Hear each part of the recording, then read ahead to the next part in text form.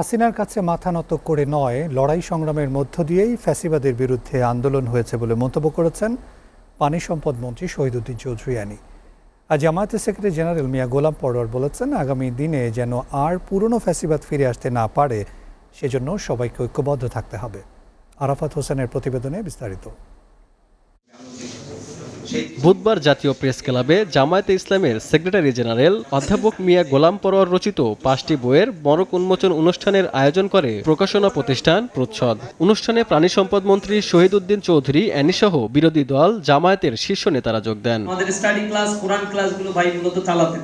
বইয়ের লেখকের বক্তব্যে জামায়াতের সেক্রেটারি জেনারেল কারাগারের স্মৃতিচারণ করে বলেন, আগামী দিনের ফ্যাসিবাদ ঠেকাতে সবাইকে ঐক্যবদ্ধ থাকতে হবে।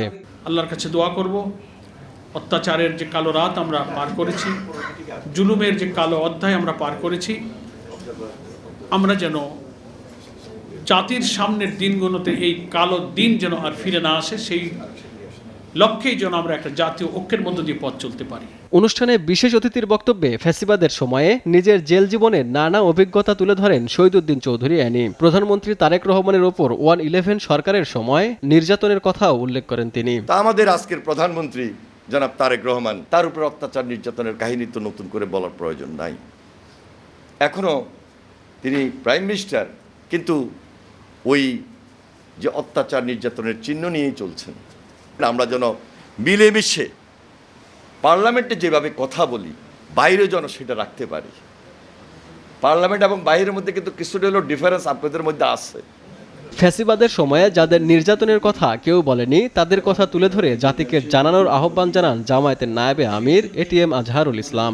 আমাদের বাইরে হাজার হাজার সাধারণ আমাদের কর্মীরা যারা আমাদের চেয়েও কষ্ট স্বীকার করেছেন, যারা জেলখানায় কোনো সুযোগ সুবিধা পাননি, তাদের কথা কে বলবে, তাদের কথা কে লিখবে?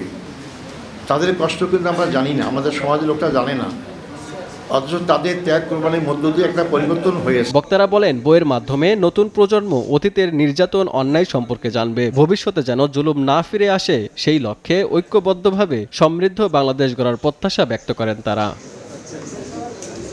Arafat Hossain, SA TV, Dhaka.